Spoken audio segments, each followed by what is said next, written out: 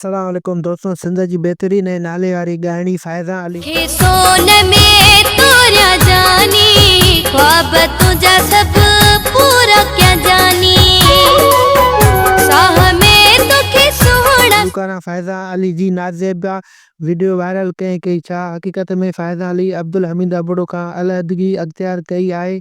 गुलकारा फ़ाइज़ा अली किथां आई ऐं सिंध में एतिरी मशहूरु छो थी? वीडियो शुरू करण खां पहिरियां जेकॾहिं अव्हां असांजे यूट्यूब चैनल ते नवां आहियो त असांजे यूट्यूब चैनल खे सब्सक्राइब करे ऐं बेल आइकन खे ऑल करे छॾींदा। हलूं था पंहिंजे मेन टॉपिक जी तरफ़। सिंध जी बहितर ऐं नाले वारी गुलकारा फ़ाइज़ा अली 9 अक्टूबर 1999 ईस्वी दादू में पैदा थी। हींअर उहा हैदराबाद ऐं कराची बेरिया टाउन में रहे थी। फ़ाइज़ा अली सोलंकी कबीले सां तालुक़ रखे थी।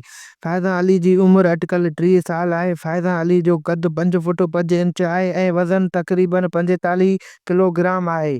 फ़ाइज़ा अली जूं 4 भेणियूं ऐं 5 भाउर आहिनि। फ़ाइज़ा अली जी ॾाॾी रायदा परवीन ऐं वालिदा बाबरा परवीन आहे। संदसि सभिनी फ़ाइज़ा अली बि नंढपिण खां ई ॻाइण सां काफ़ी दिलचस्पी ऐं शौक़ु रखंदी हुई। फ़ाइज़ा अली अफेयर जूं ॻाल्हियूं कॾहिं तौफ़ीक़ अली सोलंकी ऐं कॾहिं मिठड़े मुमताज़ मौलाई सां काफ़ी सोशल मीडिया ते रहियूं आहिनि। आख़िर उन FBR कमिश्नर अब्दुल हमीद अबड़े सां शादी कई।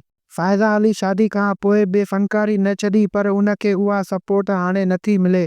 फ़ाइज़ा अली हाणे पंहिंजे मुड़ुसु अब्दुल हमीद अबड़े खां बि काफ़ी ख़फ़ा रहे थी ऐं पंहिंजे फेसबुक अकाउंट ते काफ़ी ग़मगीन पोस्टां रखंदी आहे। सोशल मीडिया ऐं फेसबुक ते वायरल वीडियो सिर्फ़ु हिकु कूड़ियूं अफ़वाहूं आहिनि। दोस्तों हीउ वीडियो तव्हांखे कीअं लॻो पंहिंजो कमेंट्स जो इज़हार ज़रूरु कजो। मिलूं था नए वीडियो सां गॾु। फ़िलहाल लाइ अल्लाह हाफ़िज़।